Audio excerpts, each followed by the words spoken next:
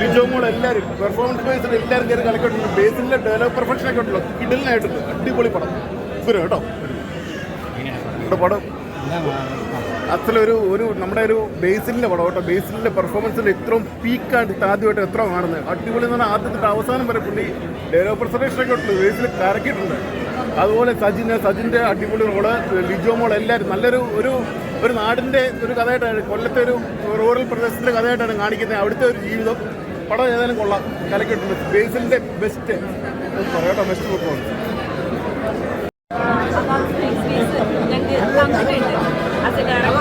ഒരു ക്രൂ മെമ്പേഴ്സിനെയും കൂടി ഭയങ്കരമായിട്ട് ചേർന്ന് ഞങ്ങളുടെ കാർപ്പൻറ്റേഴ്സ്, ഡ്രൈവേഴ്സ് എല്ലാവരെയും ഞങ്ങളുടെ ടീമിലുള്ള ഒരാളെ പോലും മാറ്റി നിർത്താതെ എല്ലാവർക്കും പ്രൊമോഷൻ തന്നെ, എല്ലാവർക്കും ഒരു സ്പേസ് തന്നു.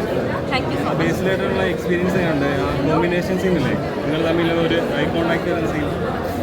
അങ്ങനെ വലിയ ബുദ്ധിമുട്ടൊന്നും തോന്നിയില്ല സത്യം പറഞ്ഞാൽ. ഭയങ്കര സന്തോഷമുണ്ട്. സത്യം പറഞ്ഞാൽ എനിക്ക് എന്താ പറയേണ്ടതെന്ന് അറിയത്തില്ല. അഭിനയിക്കുന്ന പോലെയല്ല, സംസാരിക്കാൻ ഇച്ചിരി പുറകോട്ട്. താങ്ക് യു ചേട്ടാ, താങ്ക് യു. ഫസ്റ്റ് തിയേറ്റർ വാച്ചാണ്. അമ്പാൻ്റെയും ആക്ടിങ് ഒക്കെ അടിപൊളിയുണ്ട്. എല്ലാവരും തിയേറ്ററിൽ ഒരിക്കലും മിസ് ചെയ്യാൻ പാടില്ലാത്ത പടം.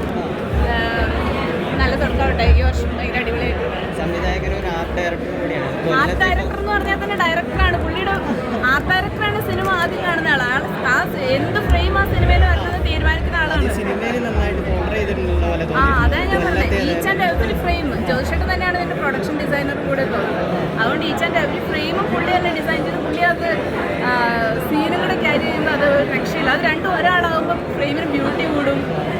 എത്ര സിനിമ ചെയ്ത മനുഷ്യനാണ്, അതൊന്നും അവരെ കുറിച്ചൊന്നും പറയാറില്ല. ഭയങ്കര രസമുണ്ട്. ഭയങ്കര നന്നായിട്ട് എൻജോയ് ചെയ്തു. ഭയങ്കര നന്നായിട്ട് എൻജോയ് ചെയ്യുന്ന ഈ വർഷം എനിക്ക് തോന്നുന്നു തുടക്കം എൻഡായെങ്കിൽ പോലും, മന്ത് എൻഡായെങ്കിൽ പോലും ഇതൊരു തുടക്കം പോലെയാണ്. അത്ര ഭയങ്കര സിനിമ. ഇപ്പോൾ ഒരു